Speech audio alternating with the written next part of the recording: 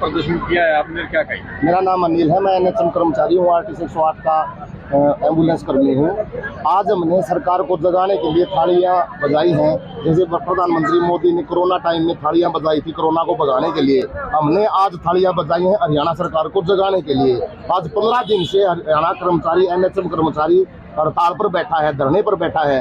सारी स्वास्थ्य सेवाएं ठप पड़ी हैं। एक एएनएम से लेके मृत्यु से लेके जन्म प्रमाण तक, पत्र तक, ऑनलाइन सारे कम ठप पड़े हैं। डिलीवरी है, निको में आज 2 बच्चे एडमिट हैं। एम्बुलेंस में सिर्फ 10 पोल है एम्बुलेंस की, लेकिन हरियाणा सरकार फिर भी नहीं जाग रही है। पानीपत में एक डिलीवरी की जो मैटरनल डेथ हो गई, लेकिन फिर भी सरकार नहीं जाग रही है। और अगर ऐसे ही रहा वो उसका जिम्मेवार सिर्फ और सिर्फ हरियाणा सरकार होगा। बड़ी संख्या में कर्मचारी 1,20,000 जो सरकार ने पक्के नहीं किए हैं, उनको सेवा सुरक्षा दी है।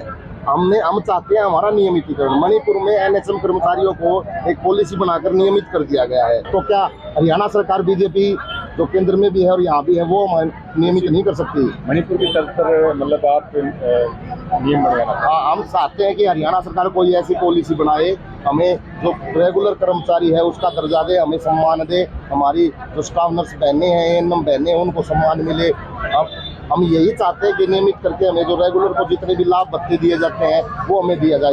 एक जो रेगुलर कर्मचारी है वो तो तनख्वाह ले रहा है 1 लाख, और हम एनएचएम कर्मचारी वही सेम उनका ही काम करते हुए, समान काम होते हुए तनख्वाह ले रहे 20,000। टेक्निकल प्रॉब्लम था, अब टेक्निकल प्रॉब्लम पता नहीं कि क्या है। हमारे सरकार, हमें हरियाणा सरकार जब ये चाहती है, जब हम कोरोना से लड़ाई लड़ते हैं तो हरियाणा सरकार कहती है कि हमारे स्वास्थ्य कर्मियों ने बहुत अच्छा काम किया, तब तो हम हो जाते हैं हरियाणा सरकार के कर्मचारी। और जब हमारे लाभ देने की बात आती है तो हरियाणा सरकार कहती है आप तो हमारे कर्मचारी हो ही नहीं, आप तो एनएचएम प्रोजेक्ट, आप तो केंद्र सरकार के कर्मचारी हो। अगर हरियाणा सरकार नहीं सोचे तो केंद्र में भी भारतीय जनता पार्टी है, केंद्र सरकार सोच ले, वो कोई अध्यादेश जारी कर दे कि भी एनएचएम जो कर्मचारी है अपने आप को नियमित समझा जाए। हम सिर्फ दिलासों से बात नहीं बनेगी, हमें लिखित में देना पड़ेगा। लिखित में देंगे तो ही उठेंगे, नहीं तो हम यहाँ बैठे हैं अपने बीवी बच्चों के साथ बैठना बजाय चाहिए। आप देख लीजिए, हमने यहाँ पे खाना बनाने तक की व्यवस्था कर दी है आज। ठीक है, धन्यवाद। का हमारा 15वां दिन है। कल जो सरकार की पॉलिसी आई रेगुलाइजेशन की लिए, उसमें एनएचएम को हरियाणा सरकार ने, मंत्रिमंडल ने शामिल ही नहीं किया गया।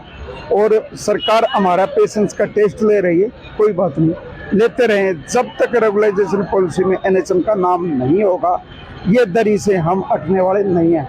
ये हड़ताल लगातार चलती ही रहेगी। आज हमने 15वें दिन ताली और थाली दोनों से सरकार को जगाने का प्रयास किया गया है कि कोविड में माननीय प्रधानमंत्री नरेंद्र मोदी जी ने कोरोना को भगाया था, वही हम सोच रहे थे। अगर आज हम ताली और थाली बजाएं तो हमारी हरियाणा सरकार जो सोई पड़ी है, जनता के स्वास्थ्य के साथ खिलवाड़ हो रहा है। आज बीमारियों का पीक का सीजन है, मलेरिया, डेंगू बहुत पीक पर हैं, और पता नहीं क्यों स्वास्थ्य के साथ हरियाणा सरकार खेल रही है जनता के।